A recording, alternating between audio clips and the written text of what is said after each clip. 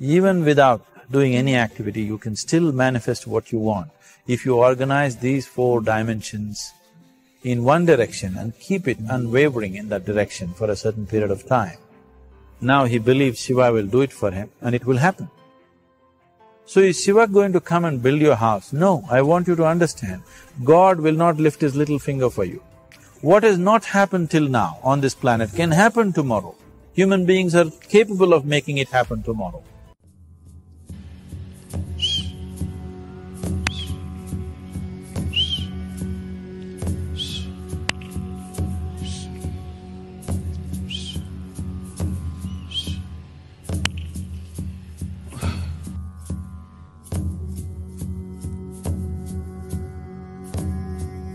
Everything we as human beings have created on this planet was essentially first created in our minds. All that you see, which is human work on this planet, first found expression in the mind, then it got manifested in the outside world. The wonderful things that we have done on this planet and the horrible things that we have done on this planet, both have come from the human mind. So if we are concerned as to what we create in this world, it's extremely important that first of all we learn to create the right things in our mind, how we keep our minds. If we do not have the power to keep our minds the way we want it, what we create in the world is also going to be very accidental and haphazard. So learning to create our minds the way we want is the basis of creating the world the way we want. There is a wonderful story in the yogic lore. On a certain day, a man took a walk. He went for a long walk. Accidentally, unawares, he walked into paradise. Fortunate, isn't he? He just took a walk and he landed up in paradise. After this long walk, he felt little tired. So he thought, oh, I'm tired, I wish I could rest somewhere. He looked around, there was a nice tree, underneath which there was very cushiony grass. So it was inviting. He went and put his head down there and slept. After a few hours he woke up, well rested, and he thought, oh, I'm well rested, but I'm feeling hungry, I wish I had something to eat. And he thought about all the nice things that he ever wanted to eat in his life. And instantly, all those things appeared in front of him. You need to understand, there the service is like that. Hungry people don't ask questions. Food came and he ate. Stomach became full.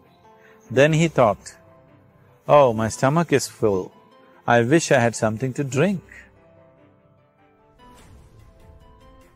All the nice things that he ever wanted to drink, he thought about it and all of them just appeared in front. Drinking people also don't ask questions, so he drank. Now with a little bit of alcohol in him, you know Charles Darwin told you, all of you are monkeys, your tail fell away, not me. Charles Darwin told you that you were all monkeys and your tail fell away and then you became human. Yes, definitely the tail fell away. But the monkey, in yoga, we always refer to an unestablished mind as markata, which means a monkey. Why we are referring to the mind as a monkey is, what are the qualities of a monkey? One thing about a monkey is, it's unnecessary movement. And another thing about the monkey is, if I say you're monkeying somebody, what does it mean? Imitation. Monkey and imitation have become synonymous. So these two essential qualities of a monkey are very much the qualities of an unestablished mind. Unnecessary movement, you don't have to learn it from the monkey, you can teach it to the monkey. And imitation is full-time job of the mind. So when these two qualities are on, a mind is referred to as a monkey. So this monkey became active within him. He just looked around, thought, what the hell is happening here? I asked for food, food came. I asked for drink, drink came. There must be ghosts around here. Ghosts came. Oh, the ghosts have come, they're going to surround me and torture me, he thought. Immediately the ghosts surrounded him and started torturing him. Then he started screaming in pain and said, oh, they're going to kill me, and he died. Just now he said he's a fortunate being. The problem is he was sitting under a kalpavriksha or a wishing tree. He asked for food, food came. He asked for drink, drink came. He asked for ghosts, ghosts came. He asked for torture, torture came. He asked for death, death happened. Now don't go looking for these kalpavrukshas in the forest. You can barely find a tree these days. A well-established mind, a mind which is in a state of samyukti, is referred to as a kalpavriksha. If you organize your mind to a certain level of organization, it in turn organizes the whole system. Your body, your emotion, your energies, everything gets organized in that direction. Once all these four dimensions of you, your physical body, your mind, your emotion and the fundamental life energies are organized in one direction, once you are like this, anything that you wish happens without even lifting a little finger actually. It would help to assist it with activity, but even without doing any activity, you can still manifest what you want if you organize these four dimensions in one direction and keep it unwavering in that direction for a certain period of time. Right now the problem with your mind is, every moment it is changing its direction. It is like you want to travel somewhere and every 2 steps if you keep changing your direction, the question of you reaching the destination is very remote unless it happens by chance. So, organizing our minds and in turn organizing the whole system and these 4 basic dimensions of who you are right now in one direction, if you do this, you are a kalpavruksha yourself. Anything that you wish will happen. But right now, if you look at your lives, everything that you have wished for till now, if it happens, you have finished. Everything and everybody that you have desired for, if all of that lands up in your house today, could you live with that? Once we're empowered like this, it's very important that our physical action, emotional action, mental action and energy actions are controlled and properly directed. If it is not so, we become destructive, self-destructive. Right now, that is our problem. The technology, which is supposed to make our life beautiful and easy, has become the source of all the problem, that we are destroying the very basis of our life, which is the planet. So what should have been a boon, we are making a curse out of it. What has brought incredible levels of comfort and convenience to us in the last 100 years or so, has also become a threat to our life simply because we are not conscious action, we are in a compulsive state of action. So organizing our minds fundamentally means moving from a compulsive state of activity to a conscious state of activity. You might have heard of people for whom they asked for something and beyond all expectations it came true for them. Generally this happens to people who are in faith. Now, let's say you want to build a house. If you start thinking, oh, I want to build a house. To build a house I need 50 lakhs, but I have only 50 rupees in my pocket. Not possible, not possible, not possible. The moment you say not possible, you're also saying I don't want it. So on one level, you're creating a desire that you want something, on another level, you're saying I don't want it. So in this conflict, it may not happen.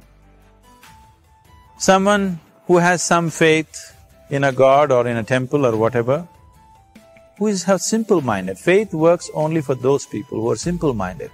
Thinking people, people who are too much thinking, for them it never works. A childlike person who has a simple faith in his god or his temple or whatever, he goes to the temple and says, Shiva, I want a house. I don't know how. You must make it for me. Now in his mind, there are no negative thoughts. Will it happen? Will it not happen? Is it possible? Is it not possible? These things are completely removed by this simple act of faith. Now he believes Shiva will do it for him and it will happen.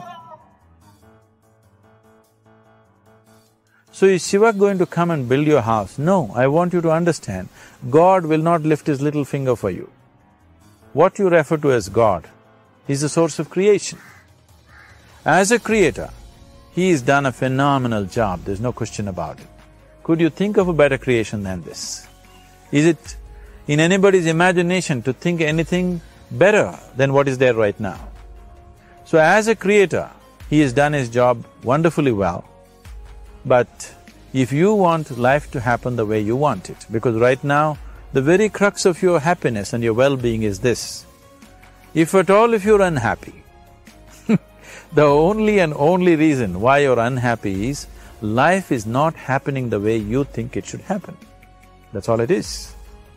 So if life is not happening the way you think it should happen, you're unhappy. If life happens the way you think it should happen, you are happy. It's as simple as that.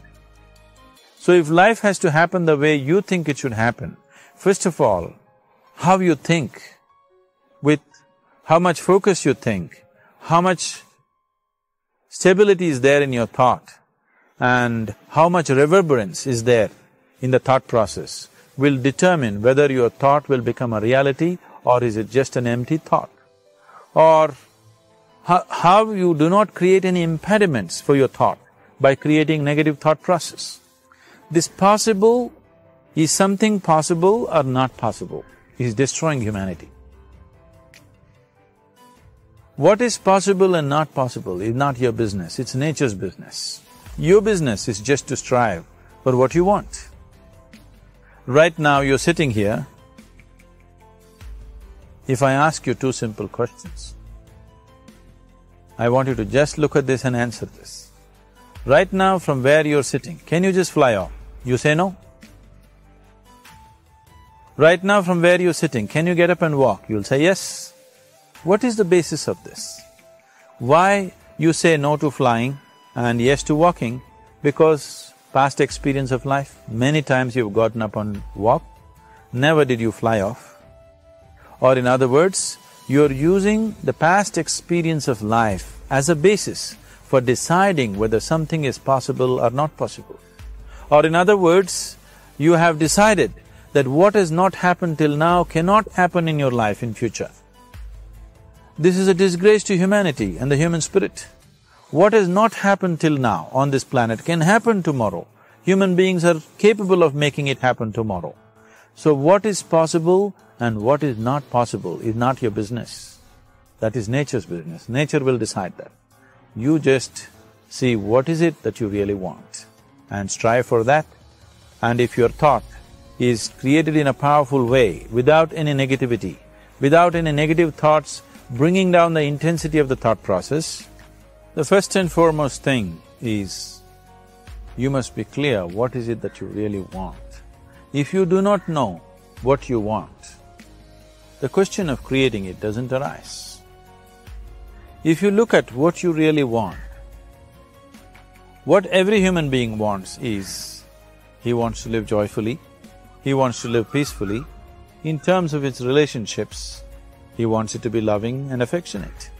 Or in other words, all that any human being is seeking for is pleasantness within himself, pleasantness around him. This pleasantness, if it happens in our body, we call this health and pleasure.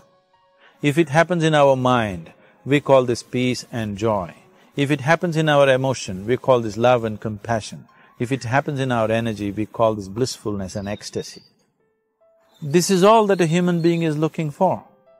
Whether he is going to his office to work, he wants to make money, build a career, build a family, he sits in the bar, sits in the temple, he is still looking for the same thing. Pleasantness within, pleasantness around. If this is what we want to create, I think it's time we addressed it directly and commit ourselves to creating it. So you want to create yourself as a peaceful human being, joyful human being, loving human being, a pleasant human being on all levels. And do you also want a world like this? A peaceful world, a loving world, a joyful world? No, I want greenery, I want food. When we say a joyful world, that means everything that you want has happened. So this is all that you're looking for. So all that you need to do is commit yourself to creating it, to create a peaceful, joyful and loving world, both for yourself and everybody around you. Every day in the morning, if you start your day with this simple thought in your mind, that today, wherever I go, I will create a peaceful, loving and joyful world. If you fall down 100 times in the day, what does it matter? For a committed man, there is no such thing as failure. If you fall down 100 times, 100 lessons to be learned. If you commit yourself like this to creating what you really care for, now your mind gets organized. Once your mind gets organized, the way you think is the way you feel, your emotion will get organized. Once your thought and emotion is organized, your energies will get organized in the same direction. Once your thought, emotion and energies are organized, your very body will get organized. Once all these four are organized in one direction, your ability to create and manifest what you want is phenomenal. You are the creator in many ways. That which is the source of creation is functioning within you every moment of your life. It is just that, have you kept access to that dimension or not?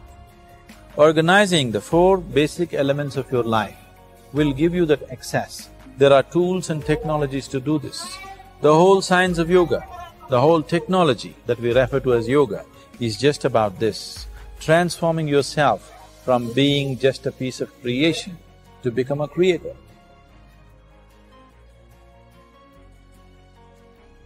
It is my wish and my blessing that every human being in this world should have this access to the source of creation within himself, so that he can function here as a creator, not just as a piece of creation.